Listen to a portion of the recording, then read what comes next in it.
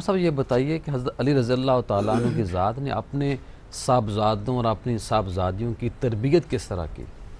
بہت خوبصورت سوال ہے۔ یقیناً آپ نے اس انداز سے تربیت کی جو رسول اللہ صلی اللہ علیہ وسلم سے آپ نے سیکھے تھے۔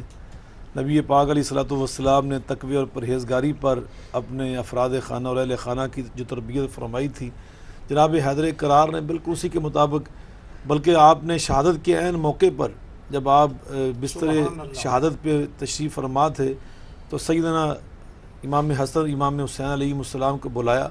اور ان کو وصیت فرمائی۔ امام ابن کثیر رحمۃ اللہ علیہ نے البدایہ والنہایہ جلد نمبر 11 صفحہ 15 پر اس آپ کی وصیت کو نقل فرمایا۔ اچھا، آپ فرماتے اوصیکما بتقوی اللہ والصلاۃ والزکاۃ،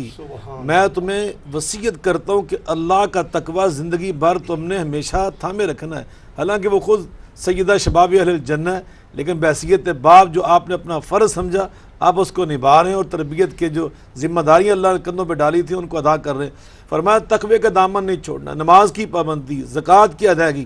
اور آگے فرمایا وصلۃ الرحم، ہمیشہ صلہ رحمی کرنی ہے، اور فرمایا غفر الذنوب، دوسروں غلطیاں معاف کر دینی، وکظم الغیظ، فرمایا غصے کو پی جانا، والحلم عن الجاہل، کوئی جاہل بدتمیزی کرے تو تحمل کا مظاہرہ کرنا ہے، وتفقہ فی الدین، اللہ کے دین میں تفقہ اس کو ہمیشہ جاری رکھنا ہے، وتعہد بالقرآن، قرآن کے ساتھ رشتہ ہمیشہ مضبوط رکھنا ہے، وتثبت فی الامر، کوئی معاملہ کرنا ہے تو پوری سمجھداری فراست بصیرت کے ساتھ، والامر بالمعروف، نیکی کا ہمیشہ حکم دیتے رہنا ہے، والنہی عن المنکر، منکرات سے ہمیشہ تم نے لوگوں کو باز کرنے کی اپنی جد و جہد کو جاری رکھنا ہے۔ فرمایا آپ نے یہ پیغام دیے، واجتناب الفواحش، برائیوں سے بچ کے رہنا ہے، اور پھر خاص طور پہ فرمایا محمد بن حنفیہ تمہارا چھوٹا بھائی ہے، اس کا تم نے خیال رکھنا ہے، یہ آخری جملہ ہے، اور ان کو بلا کر فرمایا محمد بن حنفیہ کو، یہ تمہارے بڑے بھائی ہیں، ان کی مشاورت کے بغیر زندگی میں کوئی تم نے قدم نہیں اٹھانا، اور ان کی ہمیشہ تعظیم کے تقاضے پورے کرنے،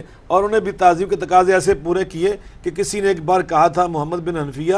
آپ کے باپ کیسے ہیں، جب جنگوں کی نوبت آتی ہے تمہیں جھونک دیتے ہیں، باقی معاملات میں حسن حسین کو آگے کر دیتے ہیں، تو انہوں نے فرمایا نہیں تم غلط سمجھے ہو، میرے بابا جو ہیں وہ ہمیشہ عدل انصاف کرنے والے، اصل معاملہ یہ ہے کہ حسن حسین میرے بابا کی آنکھیں ہیں اور میں اپنے بابا کا دست و بازو ہوں، میں اپنا کام کر رہا ہوں، اپنا کام کر رہے ہیں۔ تو یقیناً آپ نے ایسی تربیت کی تھی اپنی اولاد کی کہ جس کے نقشے ہم اپنی آنکھوں سے دیکھ رہے تھے۔